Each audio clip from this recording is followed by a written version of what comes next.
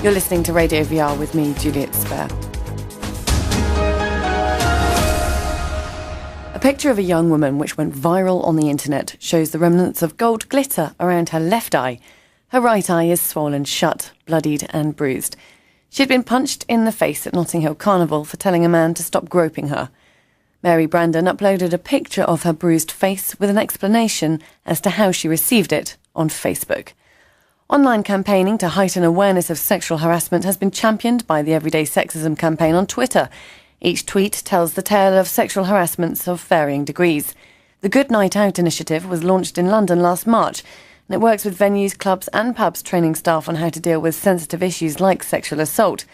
Another new scheme has been launched in South London called the Women's Safety Charter, which similarly asks venues to commit to helping victims of sexual harassment speak to managers if they're in trouble. It follows on from Project Guardian, who was launched by British Transport Police to crack down on sexual offences on the London Underground. Figures recently obtained by the London Assembly Labour Group reveal a 30% increase in sexual harassment offences across London's transport network compared to last year.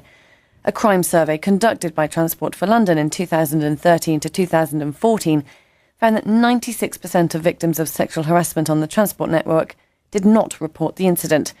That figure is an increase on last year's proportion of 90%, suggesting that fewer people are coming forward and more people are encountering it.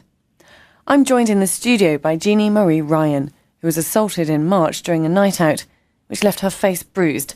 She posted her injuries online. Bryony Bynan from Hollaback in London, which is part of a global network dedicated to ending street harassment and runs the Good Night Out initiative. And Nikki Hodgson, sexual liberties campaigner, journalist, broadcaster, author and sex educator.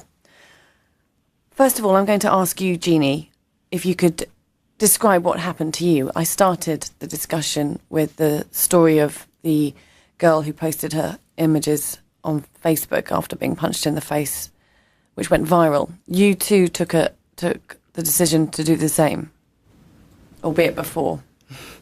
It's been a couple months now, but I was. It was actually during the sort of peak of the no makeup selfie campaign. If people remember that, I imagine people do. It occurred when I was just out with friends at a club in Oxford, and I was just, dancing. We'd been out for a while, and the person in question sort of came up from behind and groped me, and I told him that is not okay. It's been a while now, so I forget what exactly I said, but I told him off. I told him that it's not okay, completely unacceptable, and he was just, completely in my face. I know that he was, sort of, pushing on his cheeks and saying, "Oh, just smile, you like it," that sort of thing. And that, of course, infuriated me. I was just like, that is completely unacceptable. You cannot do that to women. I did not say that you could touch me. Do not touch me. And he kept on, touching my arm. I think he went to touch my waist, and he was just, trying to antagonize me. And I was just, not backing down. And I think because I was not backing down, he was getting more and more infuriated. And he hit me several times, I think like 7 times in the face. I have a scar on my chin. He broke my nose, but thankfully you can't really tell anymore. My cheekbone was really, really sort of damaged. But I think I've recovered facially now. That's not something that I'm concerned about on a daily basis. But when it happened, I was just infuriated. I think people were sort of just like, "Are you really upset that it happened?" I was like, "No. I'm infuriated. I'm infuriated that this happens to anyone, and I don't want it to happen to anybody else ever again," which is why I sort of made the decision to publicize it, because I'm not the only person that this happens to, obviously. And the fact that it's happened again, my friends have been, contacting me saying, "Do you know it happened again? The same thing happened again." And I was, again, just infuriated. I feel so sorry for her. And, I just... And what was the driving force behind publicising it, essentially? Was it that you wanted to highlight the issue, or to share your experience, or in some way to normalise it? I think I wanted to both highlight and sort of try to normalize it, or at least destigmatize it for women, because when it happened to me, I remember the next day, I didn't feel ashamed of what had happened, but I realized my face was all just completely, absolutely like bent out of shape, you know. And so I was going outside. I had to go to the doctors and etc. And I just felt sort of like not ashamed, but just sort of embarrassed for myself. And I was just like, there are so many other women who have to go through this, not just once, many times, every day, every week. And I was just thinking about how horrible I felt and how horrible other women must feel, especially if they feel like they can't tell anyone, they can't share it. And it made me feel absolutely awful. So I decided to share it, and just sort of wanted to have people acknowledge the fact that this is something that still happens to women, not just me, to hundreds, thousands, millions of women, you know. Well, Bryony, you were nodding with sort of an understanding or a knowledge of how often this really does happen. Tell us about your Good Night Out initiative and what you do at Hollaback. Sure. I was nodding and also feeling kind of physically sick listening to that. Jeannie's a hero. Mary, who was punched in the face in Notting Hill, is a hero as well for, drawing attention to this issue. So the Good Night Out campaign launched in March. It came out of various conversations that I had through my work with Hollaback London, which is, we talk very kind of more generally about harassment in the street and public places, and beginning by working with the nightclub Fabric in London, which is, one of the biggest nightclubs in Europe. And they approached us and said, we have a real endemic problem that's become a kind of reputational problem around how there are women who will not come to our club and who are very vocal in saying that they won't come because harassment and sexual assault is so rife, and it had become a place where people said, don't bring your girlfriend, go out there, but don't bring your girlfriend. Such was the kind of level of entitlement towards women's bodies in the club. So we worked with them to develop an anti-harassment policy that was completely no tolerance, zero tolerance, and very positive, and that kind of made me realise that there is this appetite for change in the nighttime economy, and that they do want across the board, I think, at management level, and definitely through down to people who are working on the bar every day and seeing this stuff happen. They want change and they want the tools to be able to make that happen. So what we do with Good Night Out is go and speak to clubs, venues, bars, anywhere with a license, really, from huge super clubs to, tiny local bars, and say, you need to be able to promise your customers through this pledge that if anything happens that even just makes them feel a tiny bit uncomfortable, they can go to a member of staff, and that member of staff's going to believe them. They're going to be, kind, sensitive and professional, and, deal with a complaint in a way that makes sense, listen to the person, all of which at the moment very often doesn't happen. The response that we've had since the launch has been huge. We've been approached by lots of different groups and individuals around the country, and we're going to be launching at the end of September to take it national across the UK and Ireland. Nikki, having sort of heard from the two guests here, is there a sense that with these campaigns and what's going on social media that men need to be more involved in tackling it? They absolutely do, and I think that has been the fundamental problem for so many years, is that women suffer, women organise, women take control and help other women, and men stay out of the picture. And often that's just because the men themselves don't know how to help. We don't very often get men writing about rape, for example. I'm a journalist and I, keep a track on who comments on what stories and on sexual violence, the rest of it. But we don't get many male voices added into the debate. And part of the problem has been historically that, and I completely understand why, feminism has often been quite antagonistic towards men taking charge or telling women how things should be or how things should be sorted out. But we need to find a way forward so that the onus is really on men to talk to other men about how they should and shouldn't behave. I think what's becoming really, really apparent is that we don't have a consent culture in Britain and in Western society and actually around the world, and that what we really need to be doing above anything else is educating children and young people about what it is to consent to sexual engagement, to affections, to intimate interactions. And I think if we can get that into people's minds, then we can start to unpick all the other elements of sexual violence and stop a lot of things, stem a lot of things before they progress to these horrible incidents that people like Jeannie have had to experience. Picking up on that point you make there, that it could go back to schools and relationship education and parenting and the learnt behaviour that is being absorbed by youngsters growing up now, who are often finding their education via the internet. You do also have championed this ethical porn campaign, don't you, Nikki? Yeah, I do. So I do a lot of work, like I said, around sexual civil liberties and pornography. So something that I am very concerned about is that we're very quick to blame sexual imagery and porn for violence against women.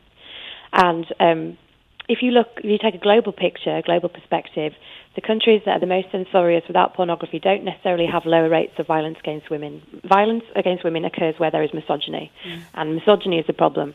And then that can sort of promulgate itself through media or through pornography or any kinds of other things. So what I'm very conscious of is that porn is being blamed, and it's very easy, and I completely understand why people do put the blame there, but we have to understand that we haven't had internet porn for a very long time, and that actually part of some of the increase in incidences that we've seen reflected in statistics is to do with the increase of reporting cases of sexual violence and assault.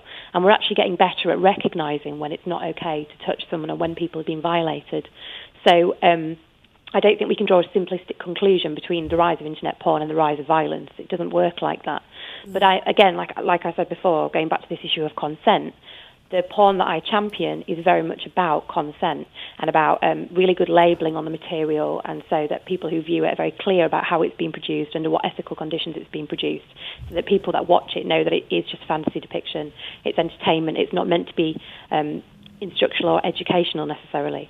So I'm kind of doing work on the other side of things as well, because I think if we go down that tangent of saying, well, it's all the media representation and the porn that's causing our problems with violence in society, we're not going to solve the problem. Is social media making a difference? I mean, going back to Jeannie's story and the other, Mary Brandon, who uploaded her picture on Facebook. Obviously, you said, Jeannie, that you just, when it happened to you, you felt so bad for other women that you wanted to share your experience so that you weren't alone. Obviously, social media facilitated that.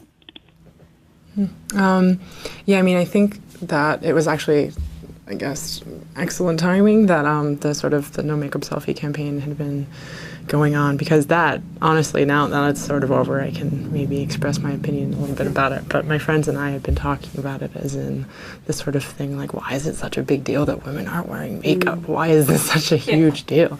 And so I think that was also sort of going through my mind, because I had been talking about it with my friends for, the days and weeks beforehand. And this is the sort of thing that when that had happened to me, I was just like, this is a more salient image for sometimes the plight of women than just going out without makeup on. But I mean, not to belittle that campaign at all, because it raised a ton of money and it was great overall. But I just wanted to sort of twist it, maybe use it to the advantage of raising some money for the Oxford Sexual Abuse and Rape Crisis Center, OSARC. So it worked out well.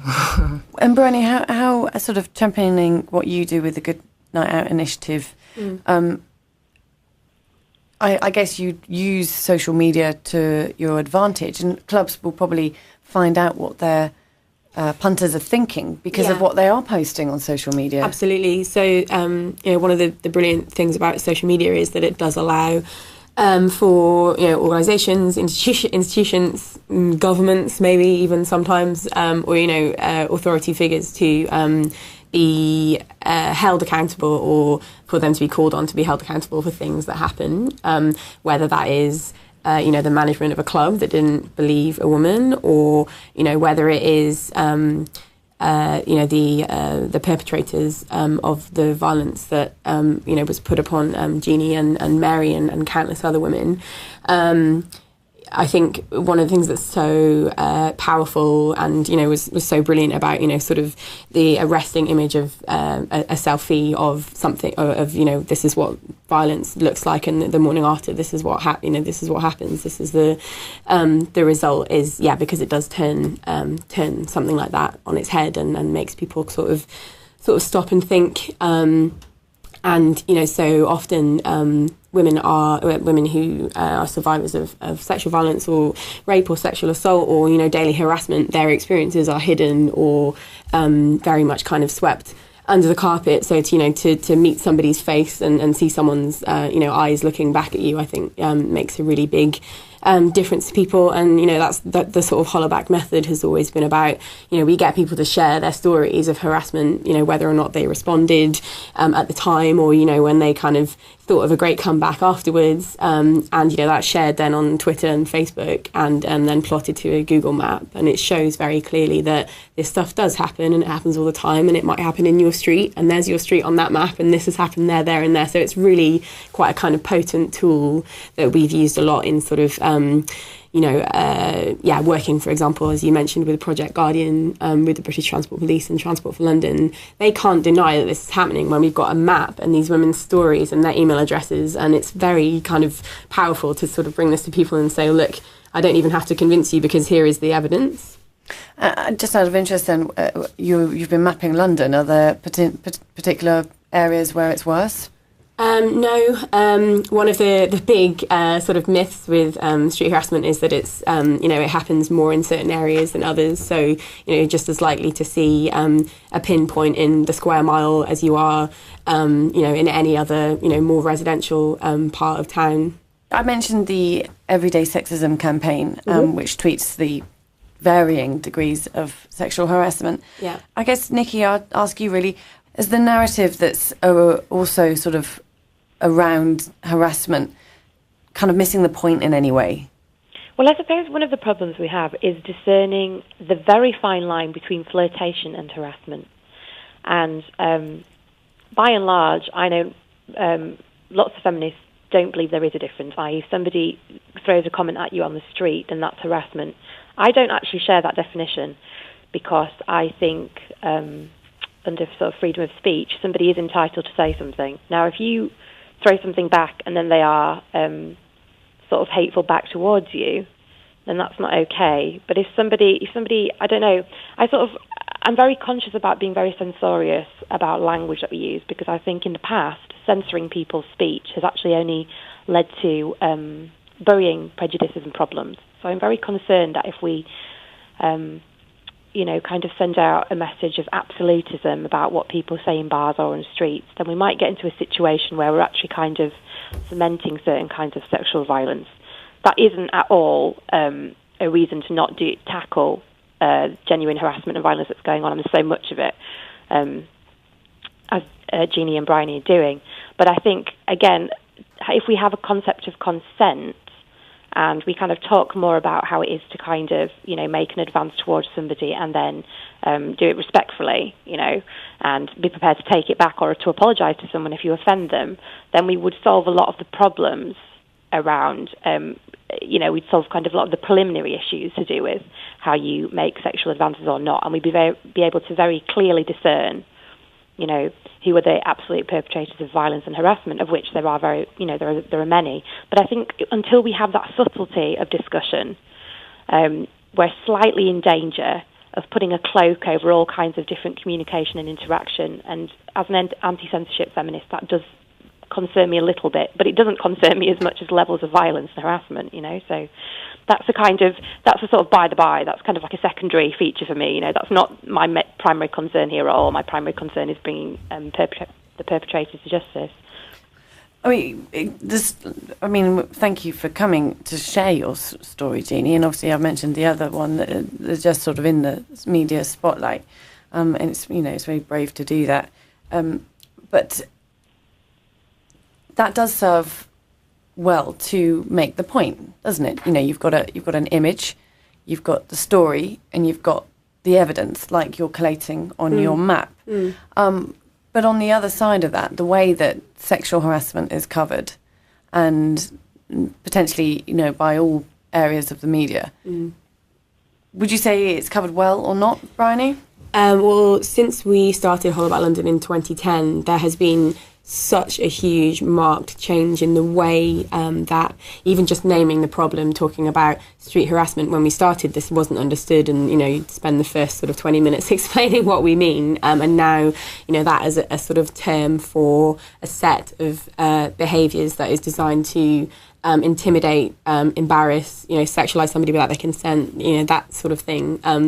The media does have a much better understanding. I think, that's obviously in no small part to the kind of advance of popular feminism that's happened in the last couple of years that, I think is, brilliant, although, it could always be sort of more diverse and include more voices from more kind of oppressed groups. I think that the point that Nikki makes, I know she says that it's secondary, but I actually think it's really, really important, because we immediately lose the argument when we're talking to anyone who, might have kind of doubts in their mind of, but aren't you sort of censoring, and where's the line between flirting and harassment? We lose that argument unless we can say, as Nikki says with confidence, that this is about a culture change and not about a censorious kind of no tolerance, watch your back, we're coming for you. It's not about that. It's about kind of bringing people on board, and absolutely bringing men and people across the gender spectrum on board to understand that a lot of the time this idea of, is chivalry dead now? What are we saying? You can't even get away with flirting. Flirting by definition makes a person feel good, and if you feel really bad and upset when somebody says something to you, then by definition it isn't flirting. And I think that's a bit of a difficult area, Bryony. That's the problem, because some people are more sensitive about certain things than others, and it's very difficult, isn't it, when someone throws a comment out to know how it's going to be received. Not all the time, obviously. There are some things that we know straight away are highly offensive. But this is one of the most difficult things we've got to do now, is have this conversation about, well, where do we draw lines, and should we just draw a blanket ban, and I think a lot of it has to do with the fact that men aren't socialised to think of women as fully rounded people a lot of the time, and that creates a situation, as you say, where especially with a lot of the kind of messages in the media about sort of ways that men are supposed to behave, it can create like a damaging situation of how people, you see it, with this phenomenon of kind of the pickup artist and all of this sort of stuff of how there aren't kind of positive role models for, understanding kind of, even just basic ideas about kind of how to, approach people respectfully in a sort of, dating or pre-dating situation. Go on, Judy. When I posted my photo, I actually mentioned in the post, it reminded me of I don't know if you remember this campaign, but it was actually an artist that, was using photographs of women, I think portraits of women, and it was Stop Telling Women to Smile, and this conversation has sort of reminded me of that.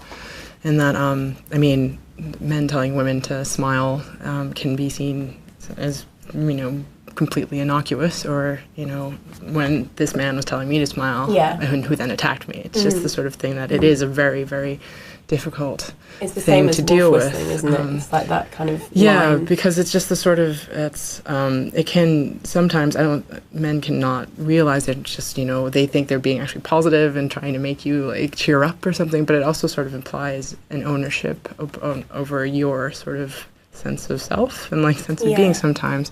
So it's just it can be so easily taken in different directions as to what someone is meaning. That's why it's so difficult to have the conversation about it and almost try and find a resolution, because everyone is individual. How important is it that men are seen to be involved in this? But then, we have to, the reach out works in lots of different ways, I would say, because, women didn't, women had to organise themselves, So to some extent, it's up to men to organise themselves and get involved. But the dialogue, I can understand from a male perspective a lot of the time. I write a sex column for Men's Health. I do a lot of work with young men as well.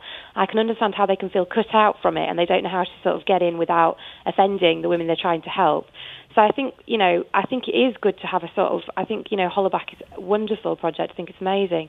And I think it's great to have that kind of really strong line from the front. And then I feel like my role and sort of people like me spend more time kind of bringing other people into the, and sort of discussing the grey areas. That's the stuff I really, really like to do. And I really like to listen to people when they have ideas that they feel, especially men, they kind of have ideas about romance or about flirtation or sexuality, which if they were aired in their kind of blunt way, they'd be highly offensive. But it's good to be able to be a conduit for them to say those things and then to work through that stuff and then sort of introduce them, push them further along the line to the more mainstream message.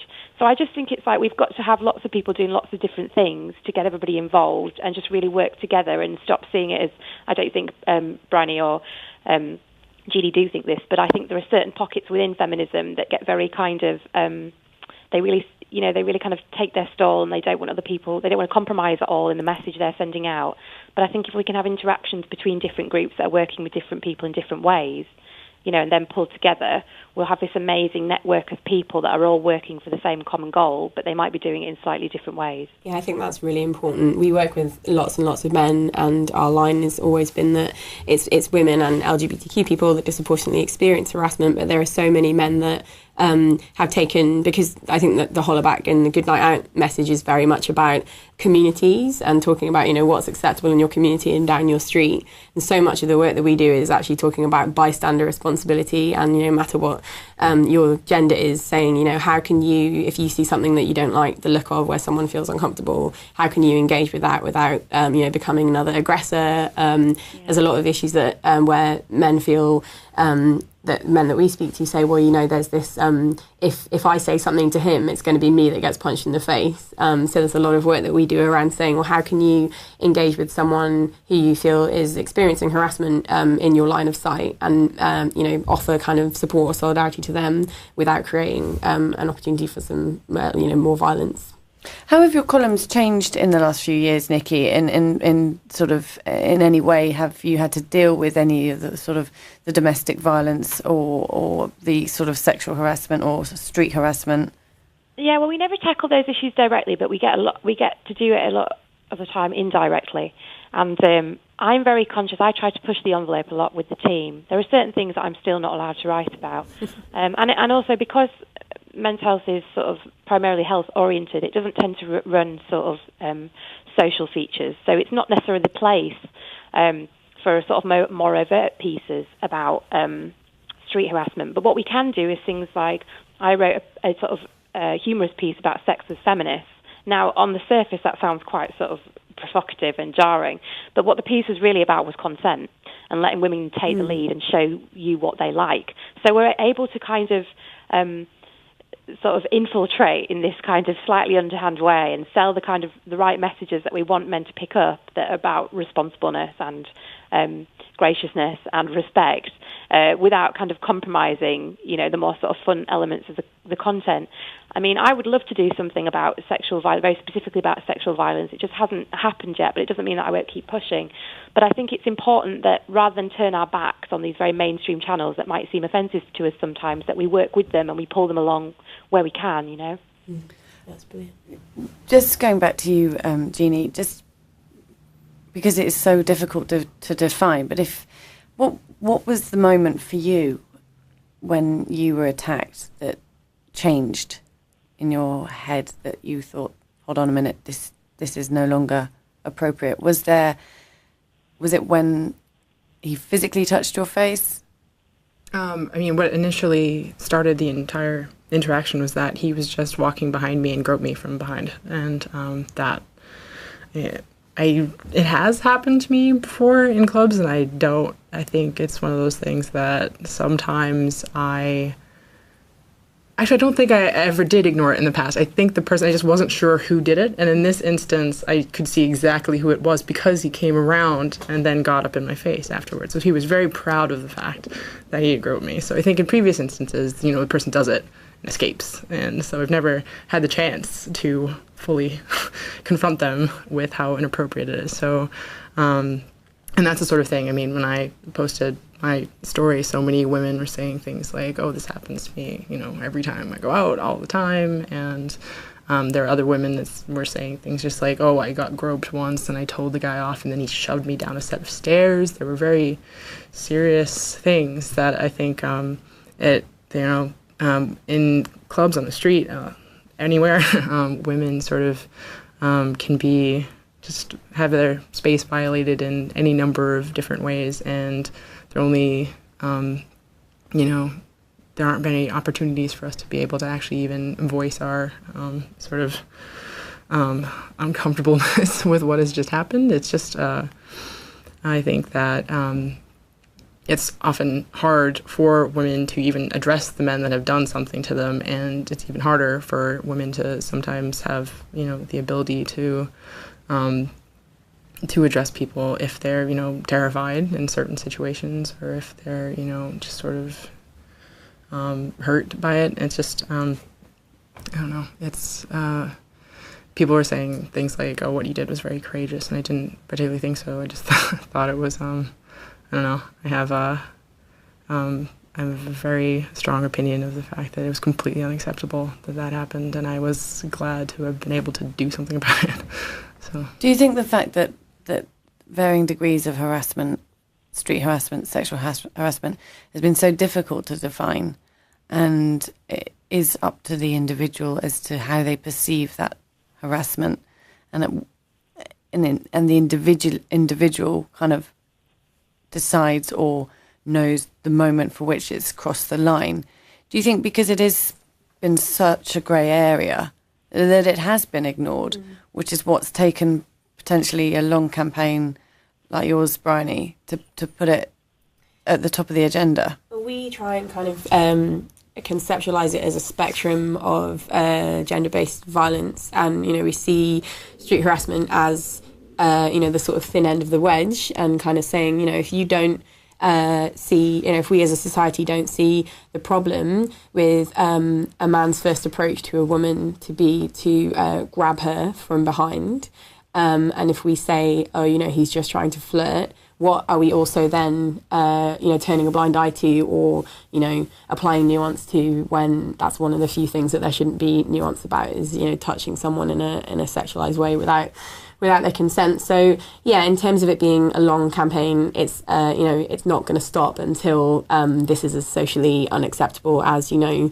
racist language or something like that, and that's obviously, as a society, we've come on very far with that. It's obviously not by any means completely eradicated, but just think socially, and if you heard, one of a set of particular words in the street, a lot of people would turn around and go, whoa, now, and we don't have that kind of situation when you hear a wolf whistle. And we're talking about, wolf whistle is probably the most common, least kind of severe and most commonly experienced, suite of behaviours in the sexual harassment spectrum. So that's why I use that example. And it is something that some people are okay with, but for the vast majority of women, it is much like being told to smile. It's like 1,000 tiny pinpricks is another way you can talk about it. When you hear it thousands of times across, say, a period of a year, it starts to really impact your mental health even. We're almost at the end of the discussion, but Nikki, would you like to respond to that? Yeah, I don't know if we'll ever eradicate wolf whistling, and I'm not sure how useful that would be actually ultimately. But I don't agree with any kind of groping and any kind of hateful or misogynistic approaches in terms of speech. I think people are always going to be sexually attracted to each other. And now I understand that a lot of the work that Hollaback do is identifying behaviour that's meant to be aggressive and intimidating. But there are still some people that will say that they wolf whistle because they find someone attractive. So what we're asking society to do is decide that that's an inappropriate expression of sexual attraction. That's a really complicated thing to pull off, I think. But I think, by and large, I think comparing it to racism is absolutely the right way to think about it. 20 years ago, there were certain words that would have been uttered in a very commonplace situation in pubs, on streets, that was highly racist, and we've managed to stop that. And so I think we can do it. I think we definitely can do it with gender as well, and sexual harassment. But I think we just need to perhaps be I don't know, slightly conciliatory maybe, that wolf whistling, getting rid of wolf whistling, might not be our primary goal, or might not actually help us with the sort of wider picture of sexual harassment and power imbalances that lead to sexual abuse. And I'm thinking in terms of things like the Westminster scandal recently, where, you know, we found out that there were all these MPs and Westminster workers involved in a child abuse scandal in the 80s, or when we look at the Jimmy Savile incident, or we look at the Rotherham abuse scandal, all these incidences where it was power and people in power covering up details that led to endemic abuse. You know, those things are absolutely appalling. So when you compare that to the kind of one-off wolf whistle, they're not really comparable. It doesn't mean that you shouldn't tackle all the problems, but I think for me, if we were to have, more success around stopping institutional abuse, sexual abuse, and the sort of odd wolf whistle still went on, that would be a fairly positive outcome. Maybe, I think I'm maybe of a utopian mindset, but I'd like to be able to do all of those things. That was Bryony Bynan from Hollaback, which is part of a global network dedicated to ending street harassment. And we were also joined by Nikki Hodgson, sexual liberation campaigner, journalist, broadcaster and author, and Jeannie Marie Ryan, who bravely told us her story of being assaulted in March during a night out. Thanks to all my guests.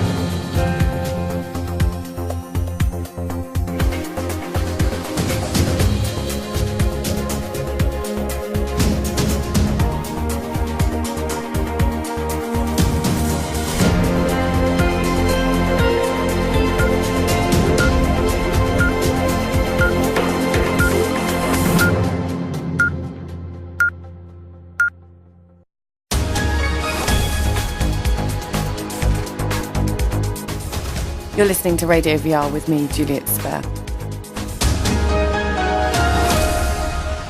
A picture of a young woman which went viral on the internet shows the remnants of gold glitter around her left eye.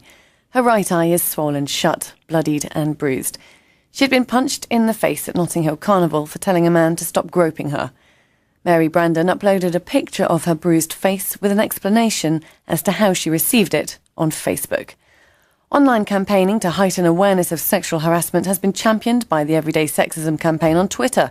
Each tweet tells the tale of sexual harassments of varying degrees. The Good Night Out initiative was launched in London last March, and it works with venues, clubs and pubs training staff on how to deal with sensitive issues like sexual assault. Another new scheme has been launched in South London called the Women's Safety Charter, which similarly asks venues to commit to helping victims of sexual harassment speak to managers if they're in trouble. It follows on from Project Guardian, who was launched by British Transport Police to crack down on sexual offences on the London Underground.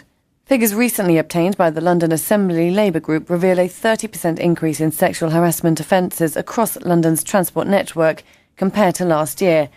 A crime survey conducted by Transport for London in 2013 to 2014 found that 96% of victims of sexual harassment on the transport network did not report the incident.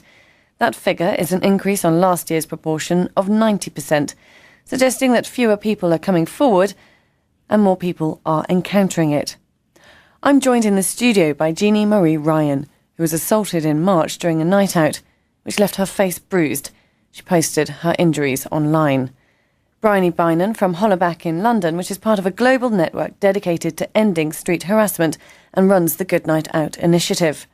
And Nikki Hodgson, sexual liberties campaigner, journalist, broadcaster, author and sex educator. First of all, I'm going to ask you, Jeannie, if you could describe what happened to you. I was like, no, I'm infuriated. I'm infuriated that this happens to anyone. And I don't want it to happen to anybody else ever again, which is why I sort of made the decision to publicize it, because I'm not the only person that this happens to, obviously. And the fact that it's happened again, my friends have been, contacting me saying, do you know it happened again? The same thing happened again. And I was, again, just infuriated. I feel so sorry for her. And, I just...